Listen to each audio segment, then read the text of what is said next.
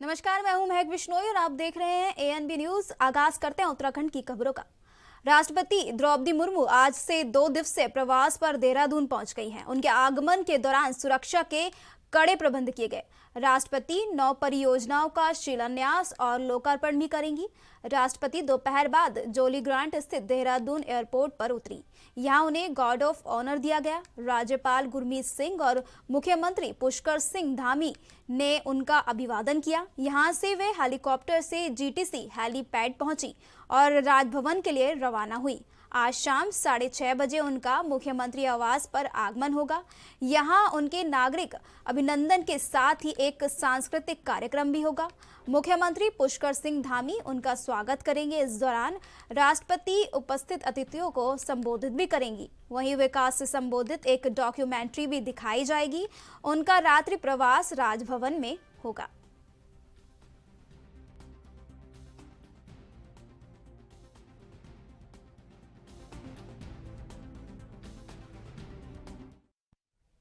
दिवंगत जनरल विपिन रावत की आज पहली पुण्यतिथि है। देश के पहले chief of defence staff general Vipin Rawat का पिछले साल 8 दिसंबर को तमिलनाडु के कुन्नूर के पास एक हेलीकॉप्टर दुर्घटना में निधन हो गया था। देहरादून के बीजेपी मुख्यालय में स्वर्गीय विपिन रावत को श्रद्धांजलि दी गई, जहां मुख्यमंत्री पुष्कर सिंह धामी ने भी श्रद्धा सुमन अर्पित किए। साथ ही सीएम ने इस दौरान क्या कुछ कहा, सुनवाते हैं आपको।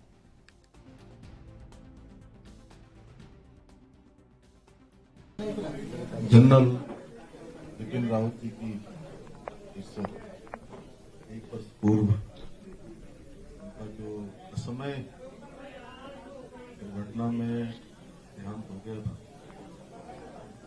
आज 1 वर्ष पूर्व होने के अवसर पर उपस्थित श्रद्धांजलि सभा में भी हम सब लोग इनको सुन रहे थे। हमारे पार्टी के यशस्वी प्रदेश अध्यक्ष आदरणीय महेंद्र प्रसाद भट्ट जी एवं यहाँ पर उपस्थित हमारे सभी पदाधिकारीगण, सभी विधायकगण, सभी हमारे मेयर साहब समेत सभी उपस्थित कार्यकर्ता भाइयों बहनों, वो 1 साल पहले जिस दिन यह घटना घटी वो हमारे लिए बिल्कुल ऐसा था कि जैसे बहुत कुछ हमारा हमसे दूर चला गया। और मैं बताऊं आपको कि मैं जब भी जनरल रावत साहब से मिला तो क्या जिंदा दिल इंसान थे। पहली बार जब वह मुझसे मैंने उनको फोन किया था तो मैंने कहा मैं आपसे मिलना चाहता हूं। तो उन्होंने कहा कि सर आप नहीं, मैं आपसे मिलने आ रहा हूं। और आए और कुछ बातें उन्होंने ऐसी करी कि मेरे अंदर भी, सच बताऊं तो एक हौसलों को जो उड़ान कहते हैं वो उड़ान लगी।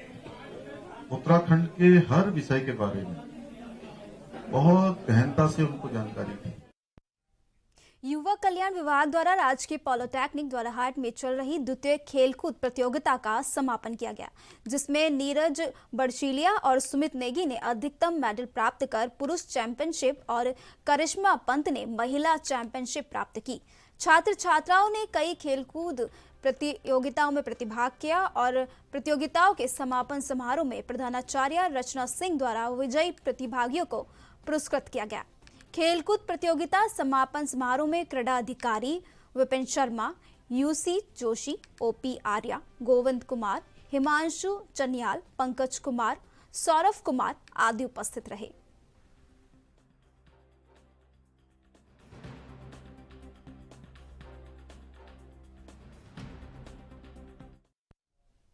अल्मोड़ा शहर की यातायात समस्याओं से निजात दिलाने के उद्देश्य से अल्मोड़ा शहर से लगे ग्रामीण क्षेत्र में तलाडवर, भनार मेडिकल कॉलेज और विकास भवन तक लिंक रोड का निर्माण पिछले 10 वर्ष पहले किया गया था, ताकि यातायात से लोगों को राहत मिल सके। लेकिन इसमें अभी तक डामीकरण नहीं होने से इस सड़क मार्ग का फायदा लोगों को नहीं मिल पा रहा है। वर्तमान में इस सड़क की हालत बहुत खराब हो चुकी है। लोक निर्माण विभाग कोई काम नहीं कर रहा है, जबकि यह सड़क मेडिकल कॉलेज से ग्रामीण इलाके होते हुए विकास भवन को जोड़ता है। लेकिन सड़क बनने के बाद भी सड़क का डामीकरण नहीं हो पाया, जिससे ग्रामीण परेशान हैं।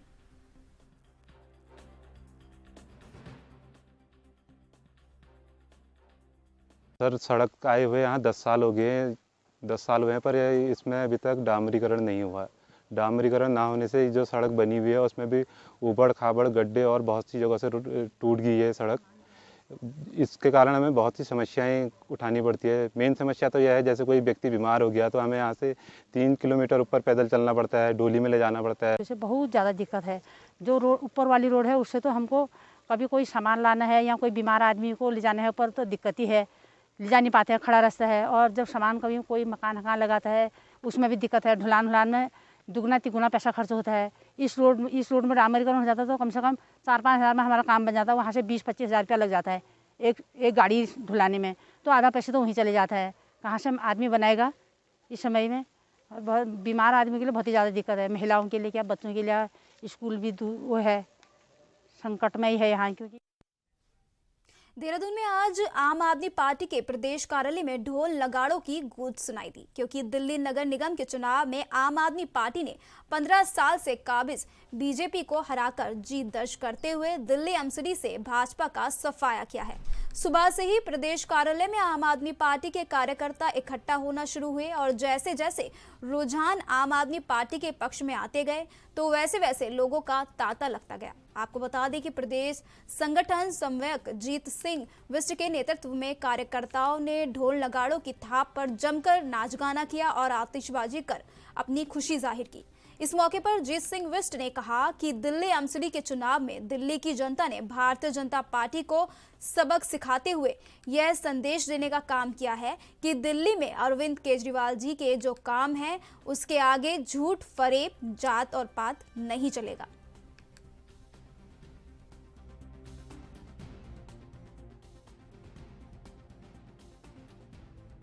दिल्ली में एमसीडी चुनाव में 250 में से 134 सीटों पर अरविंद केजरीवाल जी के पार्षदों को जिताकर दिल्ली की जनता ने काम करने वाली सरकार पर जीत की मोहर लगाने का काम किया। मैं इसके लिए दिल्ली की जनता को बहुत बहुत बधाई देता हूं। अरविंद केजरीवाल जी ने जिस तरह से अपनी सरकार के कामों को गिनाकर दिल्ली की जनता को विश्वास दिलाया कि अगर एमसीडी वो केजरीवाल जी के हवाले करेंगे तो दिल्ली को कूड़ा मुक्त करेंगे, दिल्ली को साफ़ सुथरा बनाएंगे, दिल्ली की गलियों को, दिल्ली की नालियों को, दिल्ली की सीवर को बेहतर बनाएंगे, एमसीडी के स्कूलों और एमसीडी के अस्पतालों को भी वो जो है कि दिल्ली सरकार के स्कूलों और अस्पतालों की तरह बहुत शानदार बनाएंगे। लोगों ने उनकी इस बात पर विश्वास करके दिल्ली की एमसीडी को केजरीवाल जी के हवाले करने का काम किया। केजरीवाल जी जिस पार्टी के नेतृत्व करते हैं वह देश की सबसे छोटी पार्टी, वो सबसे कम समय वाली पार्टी है, सबसे गरीब पार्टी है। और इस सबसे छोटी, सबसे गरीब और सबसे कम समय वाली पार्टी ने दिल्ली के अंदर दुनिया की सबसे बड़ी पार्टी भाजपा को हराने का काम किया। यह केवल दिल्ली के नहीं बल्कि पूरे देश के लिए एक बड़ा संदेश है। और आने वाले चुनाव में लोग दिल्ली के अरविंद केजरीवाल जी के विकास के मॉडल पर राज्यों के चुनाव में भी आम आदमी पार्टी के लोगों को जिता करके एक नई शुरुआत करेंगे और देश के अंदर विकास की नई इबारत लिखने में अपना योगदान देंगे। दिल्ली नगर निगम चुनाव में आम आदमी पार्टी ने सत्ता पर काबिज बीजेपी को करारी शिकस्त दी। पूर्ण बहुमत हासिल करने पर आम आदमी पार्टी के कार्यकर्ताओं में खुशी का माहौल है। दिनेशपुर में आम आदमी पार्टी के कार्यकर्ताओं ने दिल्ली नगर निगम की जीत पर खुशी का इजहार करते हुए आतिशबाजी की और एक दूसरे को मिठाई खिलाई। आम आदमी पार्टी की जीत से कार्यकर्ताओं में उम्मीद जगी है कि इस बार उत्तराखंड में होने वाले नगर निगम चुनाव भी पार्टी में ऐसा ही प्रदर्शन करेंगे और उत्तराखंड में भी निगम की जीत होगी। इस दौरान आम आदमी पार्टी के जिलाध्यक्ष सुभाष व्यापारी ने कहा कि आम आदमी पार्टी की सरकार गरीबों के लिए कार्य करती है, तो वहीं भाजपा की सरकार पूंजीपतियों को फायदा पहुंचा रही है।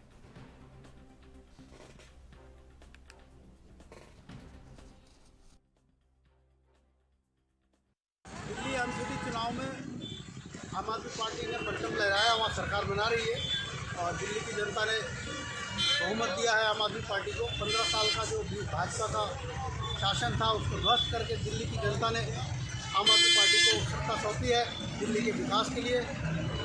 अब दिल्ली में विकास होना है और केजरीवाल जी को वहाँ की जनता ने विश्वास जताया केजरीवाल जी पर और दिल्ली की अब विकास होना तय है। गुजरात हमारे लिए नया है, लेकिन हमारे पास वहाँ खोने के लिए कुछ नहीं है। लेकिन जो वहाँ गुजरात में कि हमको बहुत प्यार मिला गुजरात की जनता ने, और उम्मीद है गुजरात में भी हमारी सरकार बनी। देखिए, रेवड़ी तो हिंदुस्तान की हर पार्टी बांटती है। फ़र्क सिर्फ ये है कि आम आदमी पार्टी जो रेवड़ी बांटती है वो जनता को बांटती है, जनता की ज़रूरतों पे, जनता की जो आधारभूत समस्या है उनको सुविधा देने के लिए केजरीवाल जी रेवड़ी बांटती है। और भाजपा जो रेवड़ी बांटती है वो अब बड़े बड़े कारपोरेट उनको बांटती है, जिससे जनता को कोई लाभ नहीं मिलता। हल्द्वानी स्थित उत्तराखंड फॉरेस्ट ट्रेनिंग एकेडमी में वन्य जीव और मानव के बीच बढ़ते संघर्ष को लेकर 3 दिवसीय कार्यशाला का आयोजन किया गया। इस कार्यशाला में उत्तराखंड के 130 फॉरेस्ट गार्ड प्रतिभाग कर रहे हैं। एकेडमी की उपनिदेशक डॉक्टर अभिलाषा सिंह ने बताया कि इस कार्यशाला के माध्यम से प्रशिक्षकों फॉरेस्ट गार्डों को वन्य जीवों का इंसानों के प्रति बदलने वाले स्वभाव और उनमें हमलावर होने के कारण और निवारण को लेकर विशेषज्ञों द्वारा व्याख्यान दिया जा रहा है, जिनमें डॉक्टर धनंजय मोहन, PCCCF और तितली ट्रस्ट के अध्यक्ष संजय सीधी ने प्रथम दिन कार्यशाला में व्याख्यान दिया।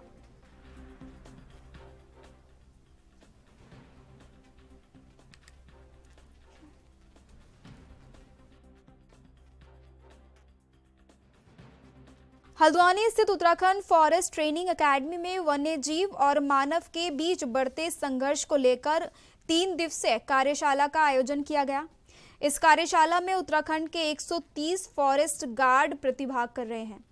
एकेडमी की उपनिदेशक डॉक्टर अभिलाषा सिंह ने बताया कि इस कार्यशाला के माध्यम से प्रशिक्षकों फॉरेस्ट गार्डों को वन्य जीवों का इंसान के प्रति बदलते स्वभाव और उनके हमलावर होने के कारण और निवारण को लेकर विशेषज्ञों द्वारा व्याख्यान दिया जा रहा है, जिनमें डॉक्टर धनंजय मोहन, PCCF और तितली ट्रस्ट के अध्यक्ष संजय सोंधी ने प्रथम दिन कार्यशाला में व्याख्यान दिया। हल्द्वानी स्थित उत्तराखंड फॉरेस्ट ट्रेनिंग एकेडमी में वन्य जीव और मानव के बीच बढ़ते संघर्ष को लेकर 3 दिवसीय कार्यशाला का आयोजन किया जा रहा है। इस कार्यशाला में उत्तराखंड के 130 फॉरेस्ट गार्ड प्रतिभाग कर रहे हैं।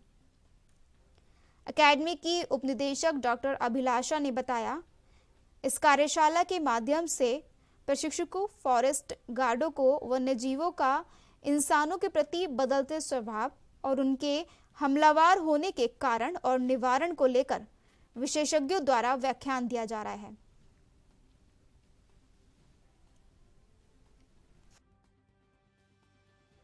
उत्तराखंड के Khatima Lohia head power house के आवासीय कॉलोनी में सरकारी भूमि पर अवैध अतिक्रमण कर भवन निर्माण का कार्य करवाया जा रहा था, जिसको लेकर विभागीय शिकायत पर तहसीलदार शुभांगिनी ने राजस्व टीम के साथ अवैध अतिक्रमण पर बुलडोजर से ध्वस्त करवाया। मौके पर पहुंची तहसीलदार शुभांगिनी ने बताया कि क्षेत्र में अवैध अतिक्रमण के खिलाफ लगातार कार्रवाई की जा रही है।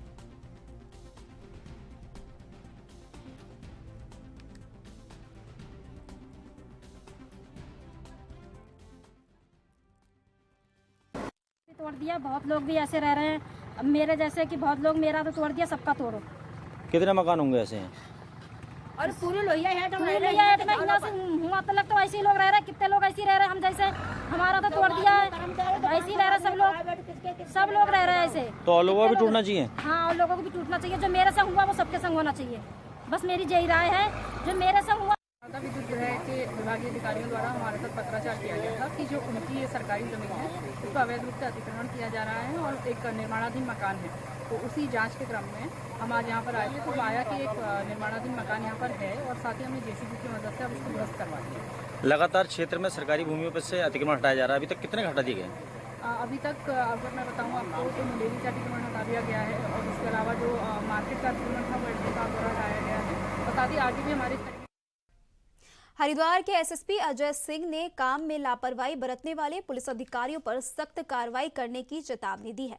जी हां, उन्होंने साफ कहा कि ऐसे अधिकारियों को हटाने के साथ ही उन पर दंडात्मक कार्रवाई भी की जाएगी। दरअसल SSP अजय सिंह ने अधिकारियों के साथ क्राइम मीटिंग की और जिले में चल रही कानून व्यवस्था की रिपोर्ट मांगी। इस दौरान उन्होंने फरार चल रहे कुख्यात अपराधियों की गिरफ्तारी, नशे का कारोबार करने वालों पर सख्त कार्रवाई, पीड़ितों को तुरंत न्याय दिलाने से संबंधित कई निर्देश अधिकारियों को दिए।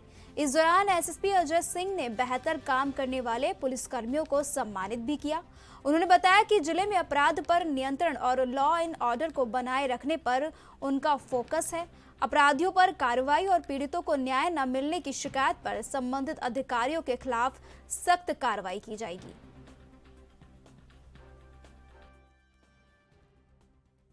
थाना प्रभारी और क्षेत्राधिकारी की मीटिंग थी, जिसमें जो है क्षेत्र में जो हमारे मेन प्राथमिकताओं के जो इश्यू थे या कोई क्राइम जो सॉल्व नहीं हुआ उसको लेकर चर्चा हुई। साथ ही साथ जो है जगह जगह जो नशे के जो अड्डे बने हैं उसको उस पर कार्रवाई के लिए बताया गया। जो हमारे इनामी अपराधी और जो वांछित अपराधी फरार है उनकी गिरफ्तारी के लिए उनको निर्देशित किया गया है। साथ ही साथ जो है ट्रैफिक को लेकर भी जो हमारे नाबालिग बच्चे और जो मॉडिफाइड साइलेंसर लगा के चल रहे हैं उसको भी लेकर इनको सजग किया गया है। साथ ही साथ जो पुराने हीनियस ऑफेंसेस सॉल्व नहीं हुए हैं उस पर भी चर्चा की गई है। तो आने वाले समय में जो हम एज ए टीम सोच रहे हैं कि किस तरह से हम काम करके और जो पुराने केसेस का अनावरण किया जाए, और साथ ही साथ जहां शिथिलता आ रही है, विवेचना में आ रही है या कहीं पीड़ित को न्याय नहीं मिल रहा है उनको भी फोकस करके जो है उस पर आगे काम करने के लिए सबको बताया गया है। और जो लोग लापरवाही से काम कर रहे हैं उनको एक एक करके हटाया भी जाएगा, साथ ही साथ दंड भी दिया जाएगा। चंपावत जनपद के लोहाघाट उपजिला चिकित्सालय में तैनात महिला फार्मासिस्ट किरण जोशी ने लोहाघाट के विधायक खुशहाल सिंह अधिकारी पर उनके साथ अभद्रता और धमकाने का आरोप लगाते हुए जिला डिप्लोमा फार्मासिस्ट एसोसिएशन चंपावत को पत्र के माध्यम से अपनी शिकायत दर्ज करवाई। फार्मासिस्ट किरण जोशी ने कहा कि मंगलवार को लोहाघाट विधायक खुशहाल सिंह अधिकारी उपजिला चिकित्सालय आए और पहले ओपीडी में तैनात महिला फार्मासिस्ट सुनीता से अभद्रता की। उसके बाद वे स्टोर रूम में पहुंचे और कहने लगे, डॉक्टर मरीजों को हफ्ते भर की दवा लिख रहे हैं और तुम 2 दिन की दवा दे रही हो। फार्मासिस्ट किरण जोशी ने कहा, इसी बात को लेकर लोहाघाट विधायक अधिकारी ने उनसे काफी अभद्रता की, जिससे उनके आत्मसम्मान को काफी ठेस पहुंची है और जिसके बाद वे काफी मानसिक तनाव से गुजर रही हैं। उन्होंने आरोप लगाते हुए कहा कि विधायक के द्वारा उन्हें ट्रांसफर देने की धमकी दी गई है। किरण जोशी ने कहा, विधायक को अपने पद की गरिमा को रखते हुए महिलाओं के साथ अच्छा बर्ताव करना चाहिए। 6 दिसंबर 2022 को लगभग 1:30 बजे माननीय विधायक श्री खुशहाल सिंह जी अस्पताल में आए और वहाँ अस्पताल के गेट से ही फार्मेसी लैब कहाँ ये चिल्लाते हुए अंदर आए और सीधे ही फार्मेसी में जाके एक हमारी दूसरी फार्मासिस्ट हैं जो फीमेल हैं सुनीता पाटनी मैडम, वो उनको किरण राय समझकर पहले उन्होंने उनको बुरी तरह से लताड़ा, उनके संग काफ़ी अभद्रता की और ये उन्होंने कहा कि आप कम दवाइयाँ दे रहे हैं, जबकि स्टोर की स्थिति पूरे उत्तरांचल में ही, आप उत्तराखंड में हमारे मतलब दयनीय चल रही है, दवाइयाँ हमको उपलब्ध नहीं हो पा रही हैं। हम नवंबर के महीने में 3 बार CMSD गए, 2 दिसंबर को हम पुनः CMSD जाके दवाइयों की आपूर्ति के लिए गए, पर हमको बहुत कम मात्रा में दवाइयाँ मिली और वो हमको आप 10 दिन की दवाइयाँ दें, इसके लिए उन्होंने हमको लताड़ा और वो सीधे ऊपर स्टोर में आए और किरण राय सुनीता पाटनी के द्वारा ये बताया गया कि किरण राय मैडम ऊपर बैठती हैं, तो वो सीधे ऊपर चिल्लाते हुए आए और जब मेरे को पता चला कि मैं उसी वक्त अपना कार्य पूर्ण करके नीचे धूप में गई थी, जब मेरे को पता चला कि विधायक जी ऊपर गए हैं तो मैं दौड़ के ऊपर आई, तो उन्होंने आते ही मेरे को बुरी तरह से लताड़ा, मेरे संग बहुत अभद्रता की और जबकि मैं अगर उनको मेरे से शिकायत थी तो वो एक सामान्य तरह से मेरे से कह सकते थे, मेरे को समझा के कह सकते थे, लेकिन उन्होंने इस तरह का एक महिला की भी उसका गौरव का बिल्कुल ध्यान नहीं रखा। मैं पहले कर्मचारी होने से पहले एक महिला हूँ, उन्होंने एक महिला के सम्मान में किस तरह से बात करनी चाहिए वो बात नहीं की और मुझे बुरी तरह से लताड़ा। मैंने इसके लिए अपने संगठन को पत्र दिया है, न्याय हो और विधायक जी को भी ये हो कि वो महिलाओं के संग किस तरह से व्यवहार किया जाता है। हम महिलाएं हैं, कर्मचारी हैं, पर किसी के घर की नौकर नहीं है, उन्होंने तो मेरे से किस तरह से व्यवहार किया जैसे मैं उनकी घरेलू नौकरानी। हम जनता से चुनकर आ रहे हैं, जनप्रतिनिधि के रूप में अगर जनता की पीड़ा को लेकर कहीं पर जाते हैं, अगर उसको अपराध माना जाए तो हमने वास्तव में अपराध किया है। वरना मेरे पास यहाँ पर एक आपके मडलक साइड से एक पंचेसर से 2 मरीज यहाँ पर आए थे, जिन्होंने सीधे सीधे आरोप लगाया कि वो पिछली बार भी यहाँ 2-3 बार आ चुके थे, इस बार उन्होंने पुनः उसको दोहराया कि साहब हमें 5 दिन की दवा लिखी गई है, जिसमें 2 दिन की दवा हमें मिल रही है, हमारी मदद कीजिए। हम सीधे वहाँ पर गए तो हमें मिला, हम जहाँ दवा वितरण हो रहा था वहाँ पर गए तो उन्होंने कहा महाराज ये हमारा क्या, आप तो चीफ फार्मासिस्ट देखिए, स्टोर में कोई रहते नहीं। तो मैं ऊपर गया, वहाँ देखा, बल्कि सीसी कैमरे लगे हैं, उसको देख लिया जाए। और वहाँ पर जाते ही हमने एसडीएम साहिबा को भी वहाँ पर बुलाया और मीडिया भी वहाँ पर थी। हमने उनसे वही कहा कि भाई डॉक्टर किसी इलाज को कर रहे हैं, अगर वो 5 दिन का कोर्स उसको बताते हैं और आप उसको 2 दिन की दवा दे रहे हैं कि यहाँ से 100 किलोमीटर दूर से लोग यहाँ पर आ रहे हैं, तो किस प्रकार से उस मरीज की उस व्यवस्था को आप लोग ठीक कर रहे हैं। इसलिए डॉक्टर से राय ली गई, डॉक्टर से पूछा गया, डॉक्टर की कहीं गलती नहीं थी, डॉक्टर बिल्कुल अच्छा काम कर रहे थे। उनने उस बात को दोहराया, उन्होंने कहा हम तो 5 दिन का कोर्स होगा तो 5 दिन की दवा लिख रहे हैं, हमें पता है कि दूरस्थ क्षेत्र से लोग आ रहे हैं, रोज नहीं आ सकते हैं, इसलिए उन्होंने 5 दिन की दवा लिखी है, पर यहाँ से 2 दिन की दवा मिलती है। यही हमने कहा और इसको हम आगे भी कहेंगे। विधायक जी द्वारा जो महिलाओं के साथ अभद्रता की गई उसकी हम घोर निंदा करते हैं।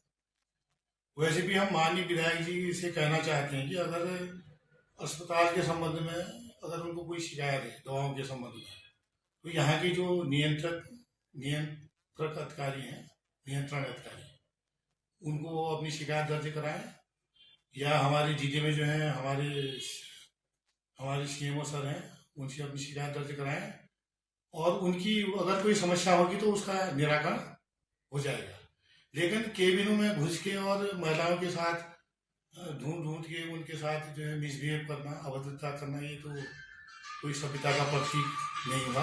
पर इस प्रकार के बिहार कर्मचारियों के फिलहाल खबरों के सिलसिले में मेरे साथ इतना ही, और बड़ी और तमाम खबरों के लिए आप बने रहिए ANB न्यूज़ पर। धन्यवाद।